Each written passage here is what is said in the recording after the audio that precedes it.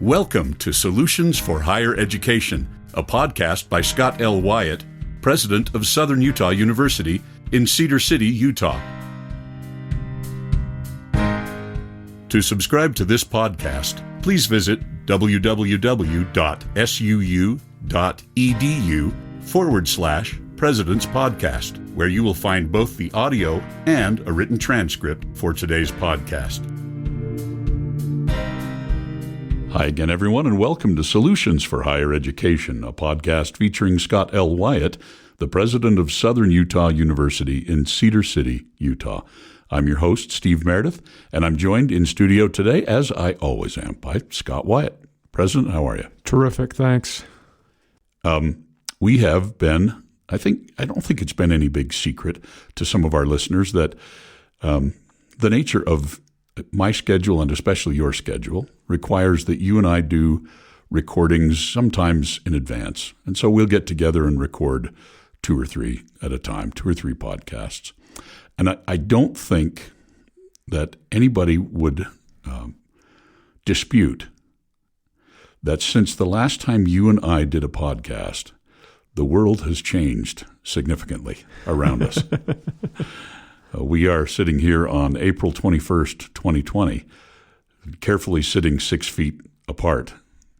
And we are in the midst of leading Southern Utah University, as leaders of every other institution are doing, through the coronavirus outbreak, which has had some devastation and has required that most states, anyway, Utah among them, have some form of lockdown, and that lockdown has had significant economic impact and social impact. And so anyway, welcome to the COVID-19 podcast.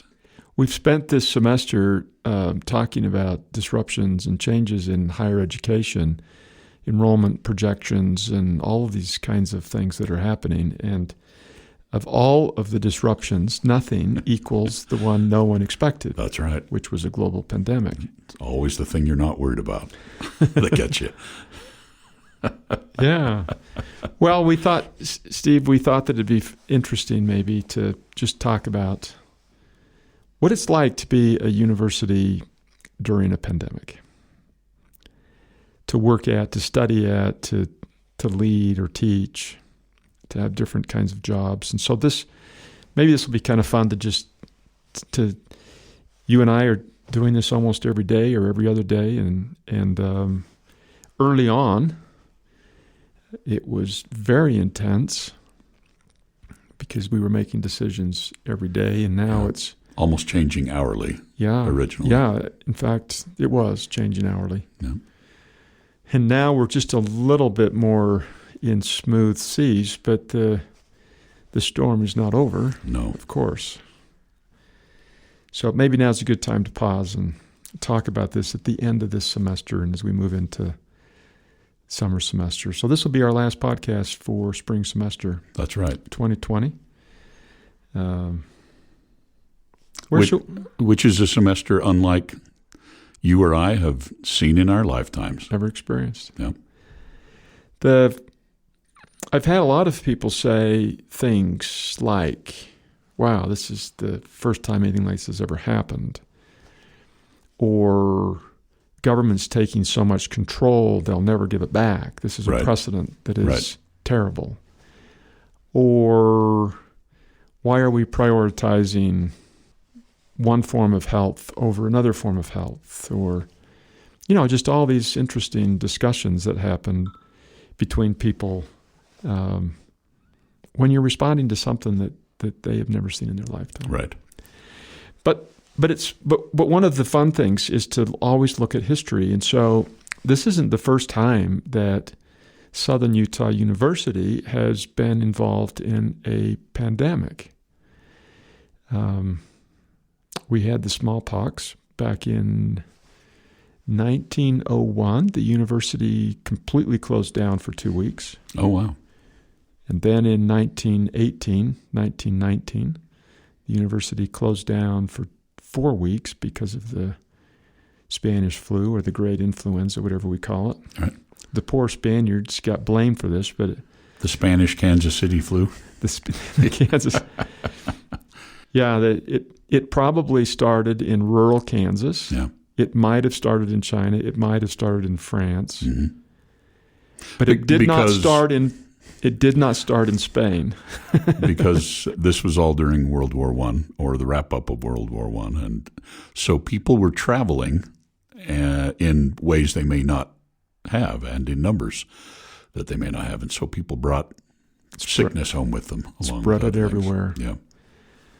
Yeah, there were 3 waves. The wave in 1918, spring, early summer. That was a big wave. And then it came back in the fall. The largest number of deaths occurred in October in the United States, the second wave. And then the third wave was the spring of 1919, and that was when the war was over and soldiers were waiting to come home. And Right. And these soldiers that were in camps in France, hooray, we've got this thing. The war's over. We're ready to come home. And then so many of them died because they got the influenza. And kind of one of those, I think that people were more angry about the deaths that occurred in the third wave than in the other waves, even though the second wave was the hardest hit. But during that second wave, Cedar City had its own experience with it. And beginning in October, when residents of Cedar City came home from church conference, the Church of Jesus Christ of Latter-day Saints conference that was held in Salt Lake. That's right. And also came home from the state fair. They brought with them from the big city. Yep. And all the travelers that had come to the fair and to the conference brought it back to Cedar City, and it was really difficult. But the rules that were imposed back then were not national or state, they were local. And so the most restrictive rules were imposed by the mayor of this small community, Cedar City.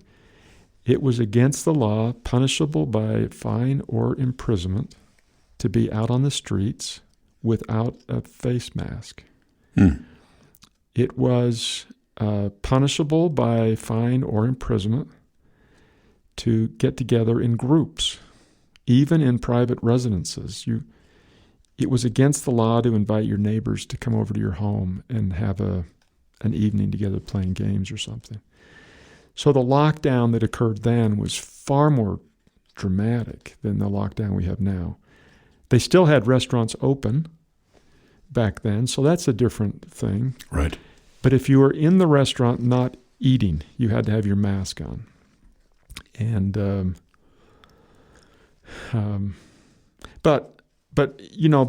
so this is such a great time to be alive right now, because back in 1918, November, when the university shut down for 4 weeks, and one of our classroom buildings became a temporary hospital, and students went home.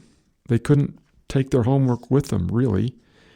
And when they got home, they couldn't stay in contact with their professors or their friends. Right. Back then, only 1/3 of Americans had telephone service in their homes. And Cedar City's kind of rural, so I'm guessing that it was less than 1/3 Right.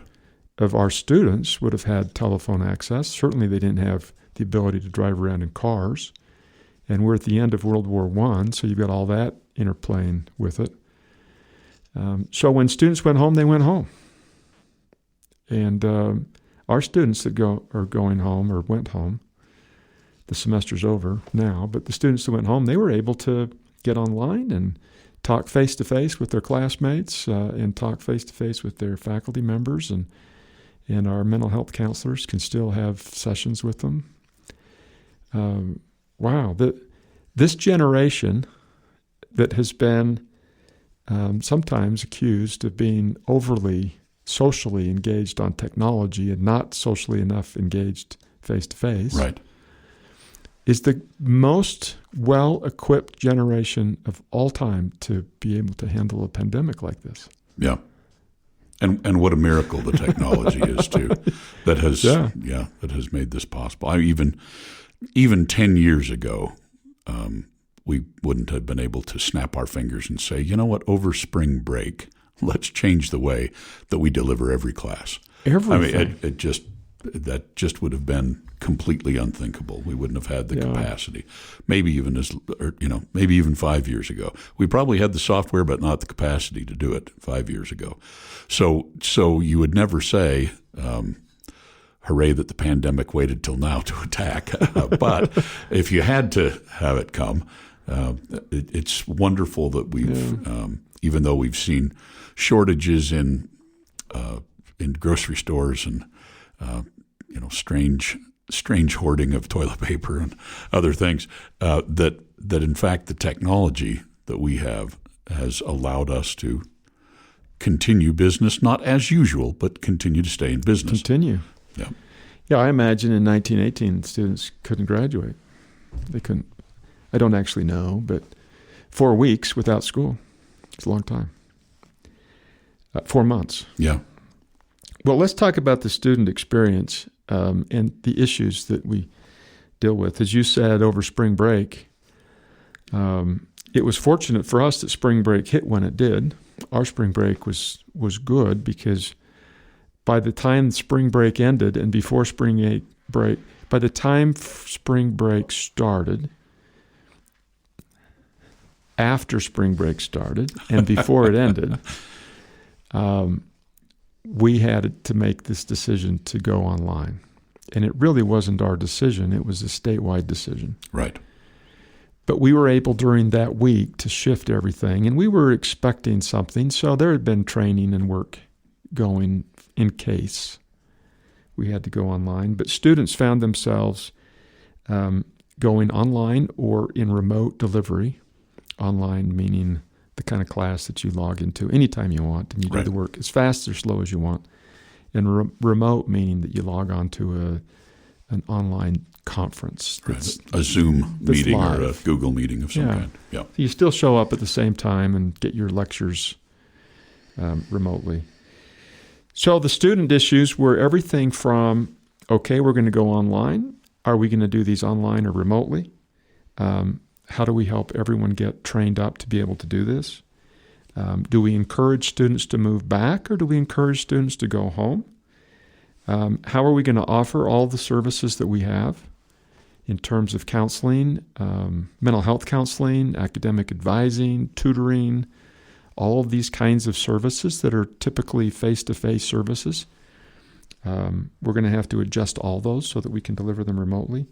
How about housing? What happens when students, if we encourage them to go home, do we give them a refund for the housing and a refund for the meal plans? Those have financial implications for us and for the students. And then we ultimately decided that we were going to give refunds for housing and for meal plans so that we didn't hurt the students financially from having to move home.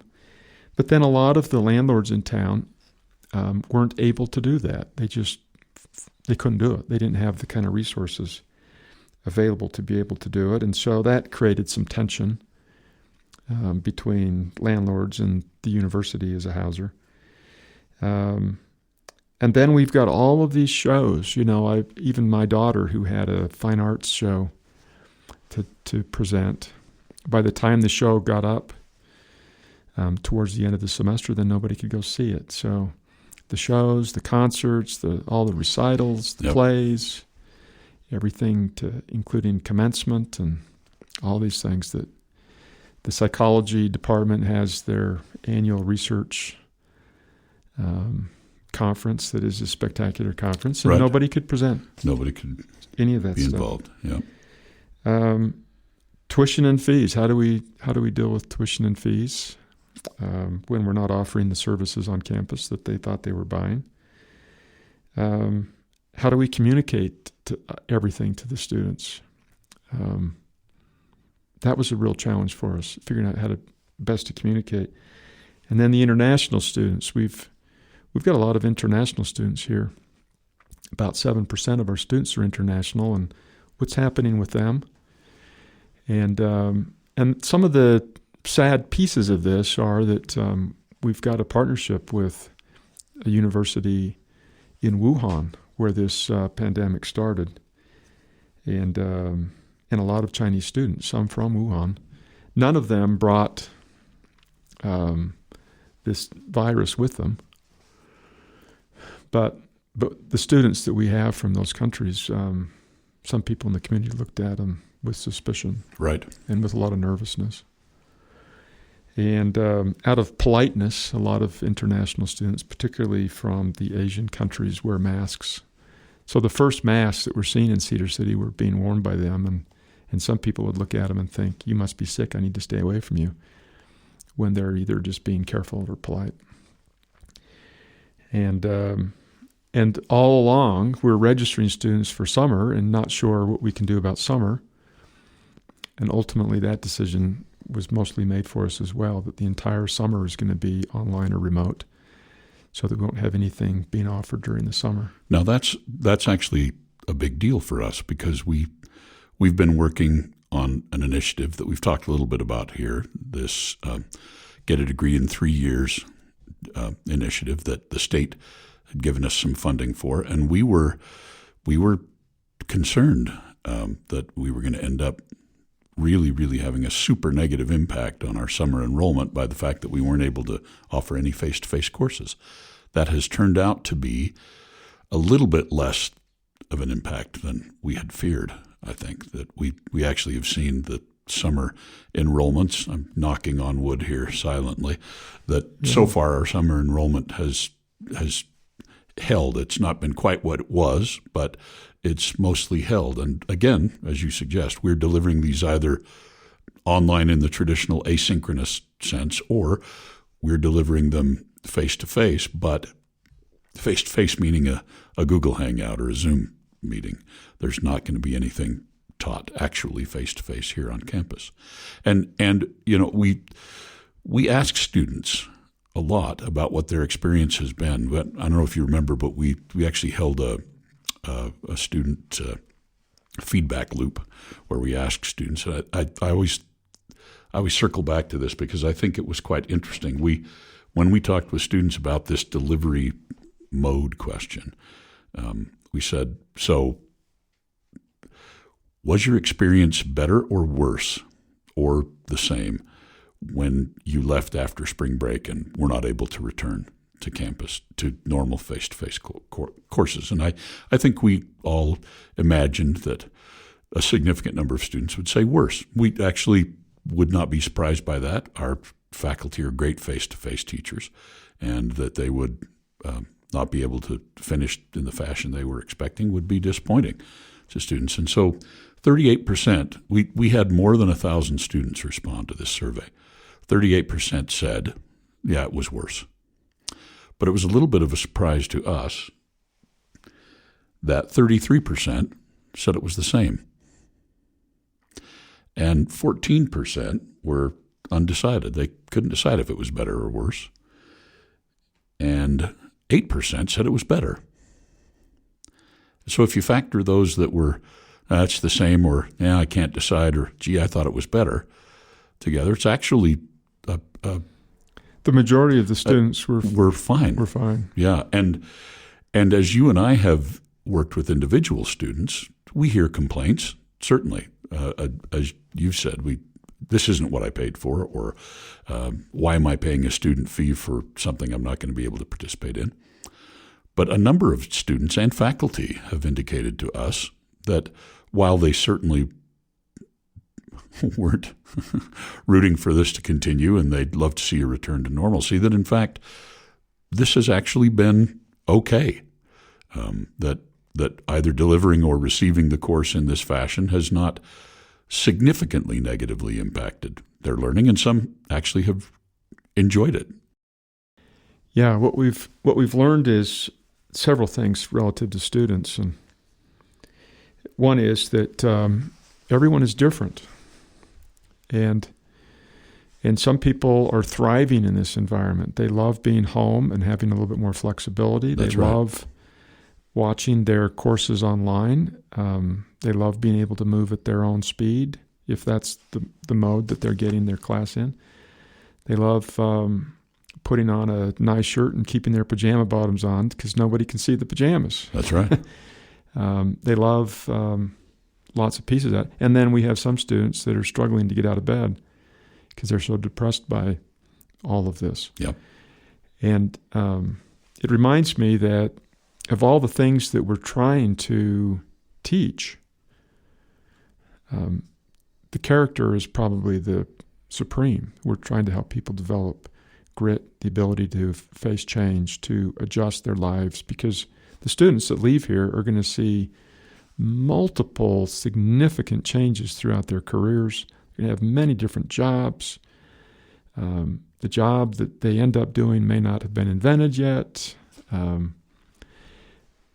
but they're going to have a lot of disruptions, and perhaps this is helping them realize that they can weather storms.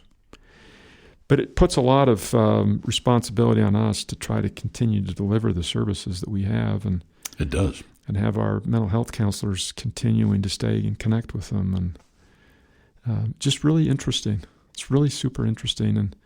And how do we register students for summer when they're expecting one thing and now it's going to be online again? And how do we plan for fall? Right. When everybody's worried about, will there be a second wave? Will there be a second wave? Yeah. And if there is, what are you going to do to keep things safe? But right now, enrollments are trending positive for fall. I'm also knocking on wood for that. Yeah, we've been just really super interesting. Well, the reason that you and I care so much about enrollment, of course, is because we're just altruistic people, and we love the fact that people come to the university and that it's a life-changing experience. But in the back of our minds, too, yours especially, you are an administrator of a large business concern. I don't think it's wrong to say it that way. And the budgetary impact of everybody deciding to stay home would be dramatically negative for higher education and SUU specifically, of course. And so the unknown of this for students is upsetting, and the unknown of it for administrators is equally upsetting. We don't know where the bottom is, right? We don't know what to plan for. Right. And even as simple as the question, do we encourage students to return after spring break or do we encourage them to stay home, is something that we spend hours talking about. Every one of these issues. Well, because it's of enormous consequence. That means we end up refunding housing, right? And there's a financial aspect to it. Right. And there's a health aspect to it. That's right. And one of the questions that we had is it safer for the students to return to a rural environment like Cedar City or go home to a big city where there's a lot more chances to get the virus? Right. So those were all the kind of questions. And literally it was every day or every other day. Speaking of students, let's talk about athletics for just a moment. Oh, wow. Most people probably know that the athletic conferences, SUU is a Division I school, part of the Big Sky Conference. We have a lot of rules that are imposed on us by the NCAA, and some of those things we just don't have a choice on. But a lot of the decisions are made at the conference level, and the conference is governed by the presidents of all the member schools. And so as this pandemic was just starting to really spread, we were in Boise, Idaho with the tournament. That's right. Men's and women's basketball tournament. So the basketball tournament is occurring, and during that those few days, we have a lot of meetings of the governing body. And I remember sitting there talking about whether or not, well, it was the third day of the tournament out of 6. So most of the schools had played their first game or two. Some of them had already lost and were on their way home. But the question was posed, what are we going to do? Other conferences have canceled their tournaments. We're halfway through ours. Do we continue? Do we not continue? And the options were cancel the tournament or continue the tournament without fans. And if we continue without fans, who do we actually allow in? And so we spent a lot of time debating this, and it was not a close, it was a very close vote. But we decided to continue the tournament. Everybody was there. There were no verified cases in Boise at the time. And then, so we're going to continue with the tournament, and we're going to continue without fans, but who are we going to let stay? And so we spent all this time talking about, do we let the cheerleaders stay? Do we let the band stay? Mm-hmm. How many family members are we going to allow to come in?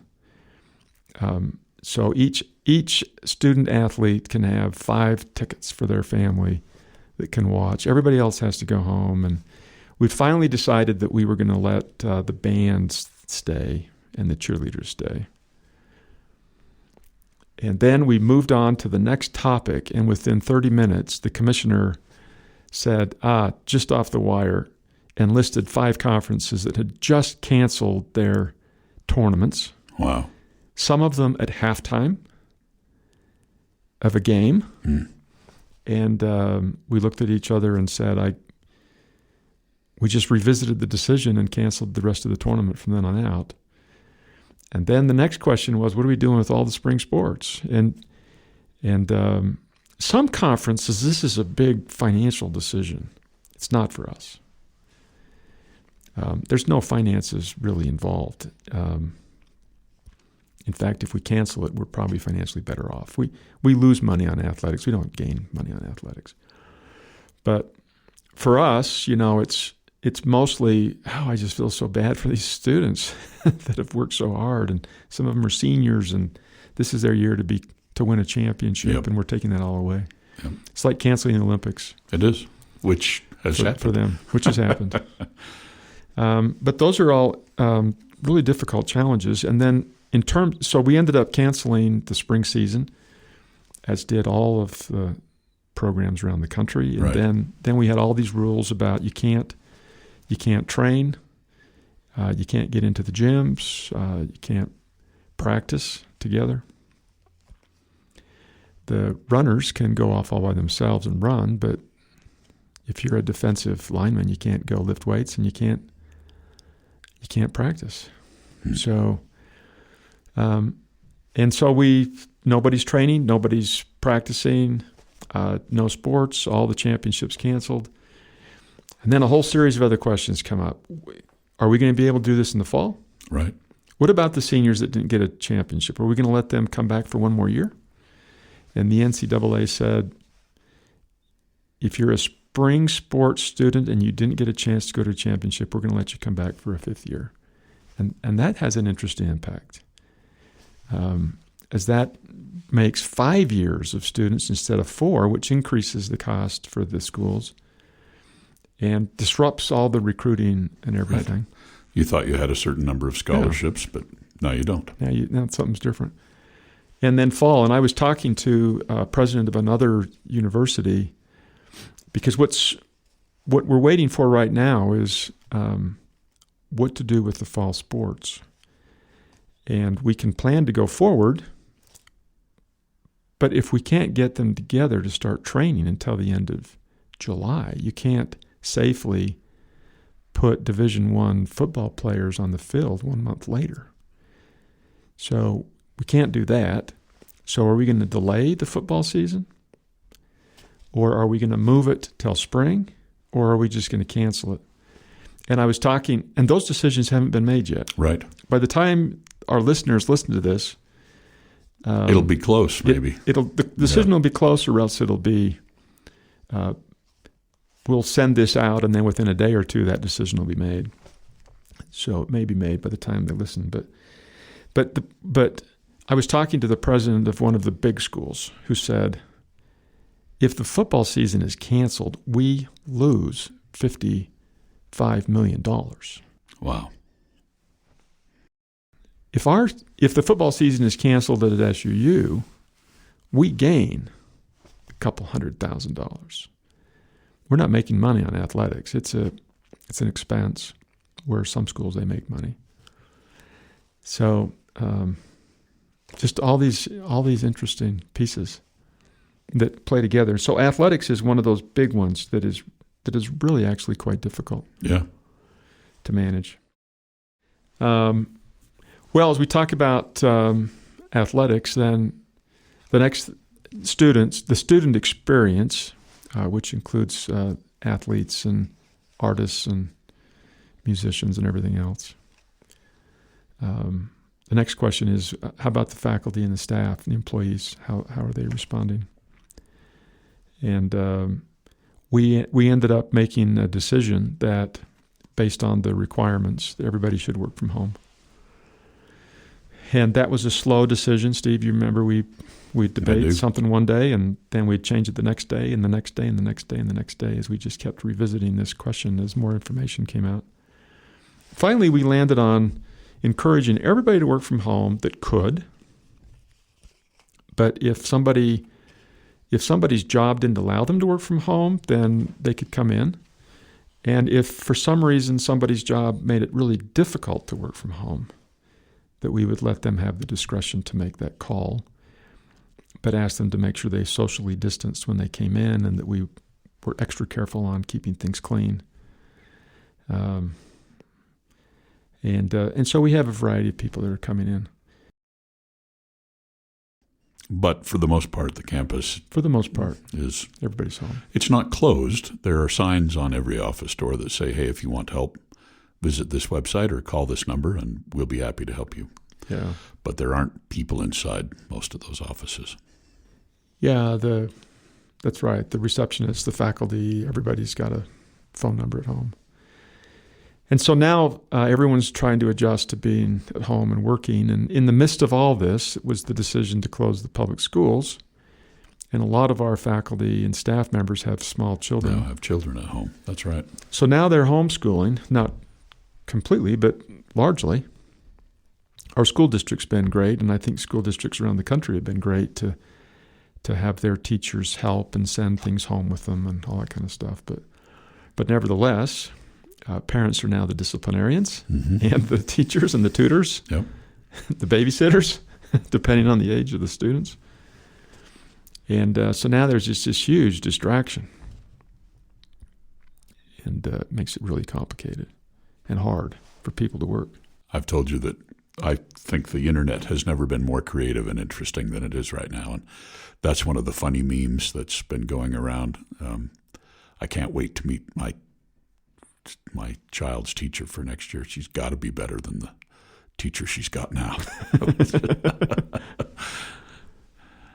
Yeah, I think parents they're struggling with that part of it. Not just the juggling of job and helping their children, but the fact that you're just together on top of each other all day long and all night long. And all night long. Yep. And what we're learning about our faculty and staff is the same thing that we're learning about students, and that is that some of them thrive on this environment. That's right. Some of them are struggling.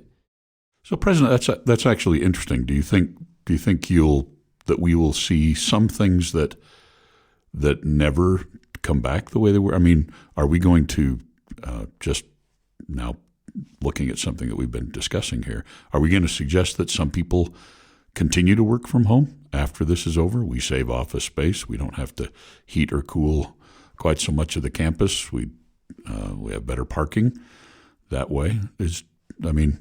Surely there are things from this pandemic that we'll probably do differently going forward. I imagine handshakes will maybe make a comeback, but maybe never to the point that they were before, you know. What do you think about that? Well, that's a great question, and it's a very personal question for each employee, but we before this whole thing started, we had a whole bunch of employees that were working from home. Mm. Some of them live in Las Vegas, and some of them live in Texas. That's right. And they're very productive, do a great service, and we're happy to have them as our employees. But we may be learning that there's another 10 or 20 or 100 or 200 employees that say, after working from home for quite a while, I think I like it. Can I stay? Right. And if they do that, you're spot on. The taxpayer and the student who's paying tuition can save money because we don't have to build offices or parking lots or anything else. And for the state as a whole, the more people that work from home, the less traffic there is on the roads. That's and so right. we have to spend less money on roads. We have less air pollution. Just all the way around. Mm-hmm. And for some, I've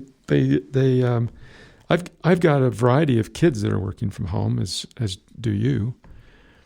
And one of them cannot work at home, just cannot do it. He's a very, very productive person. But when he's home, the kids distract him, and he's got all these things that remind him of all of the non-work stuff, and it's just hard for him to motivate himself. So he goes into his office, and he's the only one there and really productive. And then I have another one that it took him a few weeks, but now he's really enjoying working from home. Mm-hmm. Well, we were saying the other day, you've been really good about having campus forums, and in the past we hold them in an auditorium on our campus that holds a couple of hundred people. The attendance at the online forums has been significantly better than our face-to-face forums, and the interactions have been more interesting, more pointed, I guess, in some ways. People are not afraid to ask difficult questions that they might hesitate to ask in a social situation. But you also have not been afraid to answer candidly, maybe even more candidly than if you were in a room full of 200 people. And so doubling the number of people that hear a given forum, that we may decide online forums are the way going ahead. Yeah, we've had. You're absolutely right, and my own experience is that I miss seeing these students because they're energizing for me to see them on campus and to smile and get that from them. But I don't miss burning up the highway I-15 to Salt Lake and back constantly for meetings. Right. So we just had in Utah the very first in the country virtual legislative session. Really? I didn't know that. It was the very first one ever. That was kind of hard because they weren't able to do floor amendments to bills. They had to submit any possible amendments in advance. And you can't kind of sit there in the aisles. I used to be in the legislature. You can't sit in the aisles and negotiate with somebody and lobby, your bill, because everybody's sitting in their home doing this online. But it worked. But I've been going to Regent meetings in Salt Lake, and I got to tell you, I absolutely love sitting in my office at home or at work and zooming into a governing board meeting. Save the wear and tear on you and your vehicle and 2 days the roadway. 2 days worth of meetings just a couple weeks ago. 2 days of meetings. I didn't have to pay for transportation up and back, and I didn't have to pay to stay in a hotel for a couple nights. And so on the one hand, we saved money for the school. That means we're saving money for the students and the taxpayer. And on the other hand, I got 3 times as much work done because I could sit in my office, and when the agenda item had nothing to do with me or our school, I could then work on something else and listen in. And then when the topic came up that was relevant to us, then I could be fully engaged again. The ability to mute video is maybe the single best invention ever. That's right. You're in a meeting, but nobody can see you. Nobody can see you. And I've been in more than one Zoom meeting when someone said, I haven't finished breakfast yet, so I haven't turned on my video. Right, or combed my hair or whatever. Yep. So what I'm experiencing, what you're experiencing, is the same thing that a lot of our faculty and staff experience, which is if it's a virtual forum, instead of leaving their office or wherever they are and coming down, they can just sit in at their home and listen to everything and send in questions and get them answered, and they can be more productive too. So the faculty and staff are experiencing this the same way students are. That's right. A lot of them are telling us we like this better. And a lot of them are telling us it doesn't matter. And some of them are telling us I'm having a hard time getting out of bed in the morning. This is really depressing to me. And I think there's no simple answer for why people respond differently, except that we all respond differently. Yep. I've been an evangelist for online learning because of my experience here starting the Master of Music program in music technology. And I continue to be an evangelist for online learning. And part of me has been thrilled that we as a university have had to embrace this new style of delivery in a much more direct manner than I think we had ever planned to do it. But it also brings those different learning styles and different personality styles to the fore as well. There are people who simply will learn better in a face-to-face environment, whether it's because they're an extrovert and they just need to be with people, or they simply are better learners if it's a tactile situation. They need to be able to touch and handle and move to be able to learn more effectively. And then there are other people who you couldn't teach them in a better fashion than in a Zoom meeting, where they can read and they can access their computer for a minute. And when they have a question, they can try to answer it. And then if they can't get it answered, they can submit it to the teacher. And all of that can happen without disturbing those around them. And they can ask more pointed questions. I've often said that I think that the students that are in my online program feel free to be more honest and open with me about what their needs and desires for their music career really are. And I have some proof of that, because there was a test group of students that I taught face-to-face for many years that then moved into the online program. And I learned a great deal about those students because the interaction online is different. But for people who struggle with that, I'm very sympathetic. And I think that I think there will always be the need for brick and mortar, let's go to a football game or a prom kind of experiences in college, those socialization experiences of living with someone in a dorm, of hearing face-to-face opinions that differ from yours, sitting in a classroom. Those are experiences that for those students who are fortunate enough to be able to come to Cedar City are really irreplaceable experiences. But for those that can't be here, or in our case that the government won't let people be here, this has been a really remarkable change, and it's been heartwarming to me to see our faculty and students embrace this change as much as they have.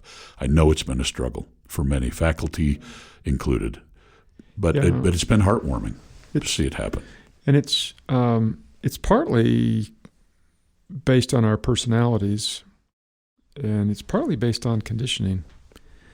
I mean, I look back at it seems today that much of our social interaction is work-based. And that's why it's really hard for a lot of people, is that they really get that validation at work and That's right. with friends and encouragement. Mm-hmm. It's super important. But I look at my, and it's the way we grow up. We don't know anything different. I look back at, so my mother's father, who was a farmer in a small little community in southern Idaho, and maybe even my great-grandfather and mother would be better examples, but they their entire social world was based on church and community, Mm-hmm. and there was nothing social about work because every family did their labor together. And it was either a little farm or they were artisans or they had some little thing that they were doing. Back before big corporations and the Industrial Revolution and all these things, people were mostly just working at home. That's right. And they worked as families. And it feels like we've kind of gone back to that a little bit. Circled back around, yep. Where everybody's working at home. They're working as families, and they're teaching as families and learning. And so we're certainly capable of doing that because the majority of people lived that way for a very, very long time. But some of these pieces are really hilarious. I was talking to a friend who's married to a judge who's holding court from home. Oh, really? My son is an attorney, and he's trying cases from home. They're not really doing evidentiary hearings, but they're doing court. And she said that they've got other family members that are at home. Everybody's kind of working, and so they've got 5 or 6 workers at home. Wow. All trying to work in this house. Yeah. Yeah, and, we've got separate offices at our house where we close the door. Every once in a while, somebody say, "Everybody quiet, I'm on the phone." Yeah. Or I'm doing this. And we thought she probably needed to get some cubicles and set up the living room so that they could operate together. But it's interesting. In some respects, it feels like we're back to the 19th century social world. Except for today, we don't have community and we don't have church or other kinds of things to have social. It's mostly all gone. So it's very different than what we've ever experienced. So the big question as we wrap up our discussion of what it's been like to be at a university during a coronavirus outbreak, are we going to be in business? We've spent a lot of time talking about the fact that the hard part of our job right now, and nobody's looking for any sympathy, but the hard part of our job as leaders is knowing, like I said, knowing where the bottom is. Do we think that Southern Utah will be able to survive without enormous budget cuts or enormous personnel cuts, or what is your thinking as of today with the caveat that things can always change? Yeah. You made a comment that I wanted to respond to really quickly right there, that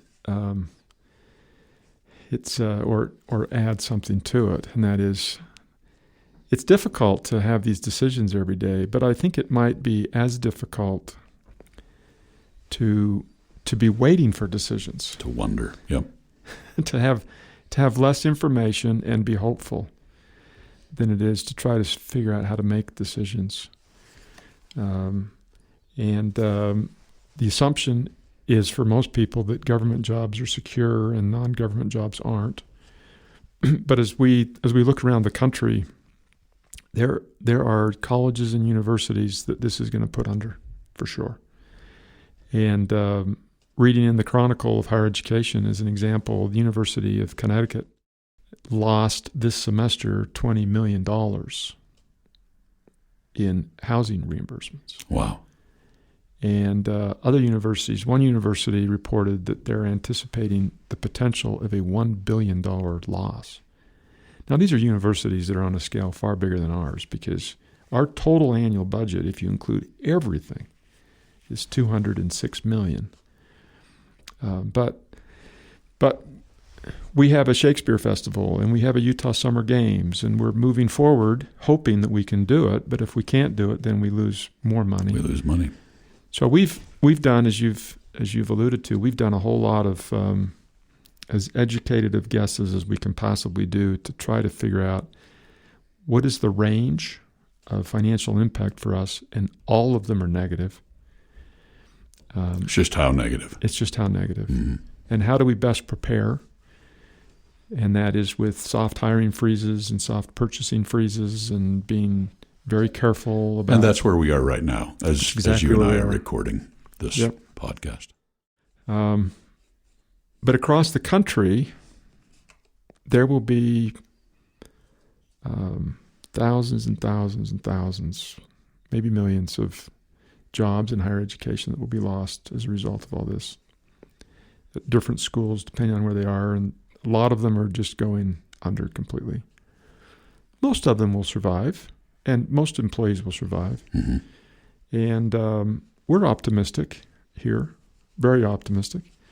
We've set as our number one goal to maintain quality for students, and as our number two goal to try to maintain as many jobs as possible, with the hope that we don't have any layoffs. Right. But the odds are there that we may have some. So very disruptive and unsettling. And as we make all this effort to try to make sure that we're taking care of our students, we have to remember that the employees are going through their own set of challenges and need encouragement and support, all those kinds of things. But yeah, it's really challenging. And we have a third priority, and the third priority is to help our community, because this university has been here since 1897, supported, sustained, and built by this community, and we want our decisions to be helpful to them. And so, for example, the Utah Shakespeare Festival, do we proceed with plays this summer? And we've made the decision that we're going to proceed with plays and make the decision if we have to cancel them at the last minute, knowing that that creates more financial challenges for the university, but gives some hope for the community that there'll be because the Utah Shakespeare tourism. Festival is critical It's really, to the financial health of Cedar City. Yeah. Yeah. But as we look at saving jobs and working through financial challenges at the university, we've committed, and we will begin with administration costs first. And the last thing that will be affected will be those direct services that help students. And that's always important, to lead these things from the top and not to start cutting at the bottom. Right. Right.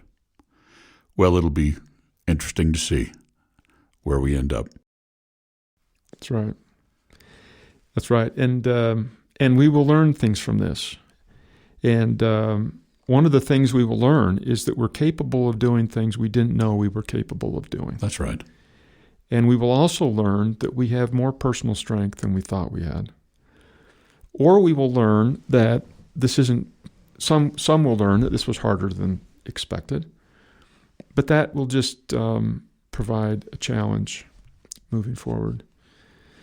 And I love looking at all of my colleagues and seeing in each one of them a strength I don't have. And so when I see somebody struggling with something that's not a struggle for me, it's easy for me to say, yes, but I struggle with something that you do very well. And so there isn't good and bad, there isn't strong and weak necessarily. We all have different strengths. It's like taking a runner who's a sprinter and saying, you are the best sprinter ever. Now go run a marathon. And they're not going to do very well. It's just because we have our strengths, and we're put into environments that we're not conditioned for, we're not ready for, and that's really difficult. So we have some employees that are struggling to be as productive as normal, and we're understanding of that and patient. And some are being more productive than normal, and that's great. But anyway, what an interesting period of time. And I choose, as you and I have talked about a lot, Steve, our choice is to do our very best and to realize we're living through history and that these times are fascinating. And by focusing a little bit on the fact that we're living through history, we're seeing things that we've never experienced before, we're doing our best to help take care of those around us as best as we can. And our belief Steve, that there will be a shift as a result of this. It will leave us unchanged. It will leave us changed, both as individuals and as a higher education community nationwide. To be sure. To think that every single teacher in America is teaching remotely right now, and that every single student is learning remotely right now. We will not come out of this. It's an astounding thought. It is. It really is, yeah. From Harvard and Yale to community colleges to rural schools to urban centers, everybody is online. K through 12. K through 12. Our dependence on technology has gone way up. And anyway, it's interesting. Super interesting times. It is. Thanks for the conversation. Yeah, this has been fun. You've been listening to Solutions for Higher Education, a podcast featuring Scott L. Wyatt, the president of Southern Utah University in Cedar City, Utah. Wherever you're listening, we hope that you and yours are safe, and we look forward to having another podcast for you very soon. Thanks for listening. Bye-bye.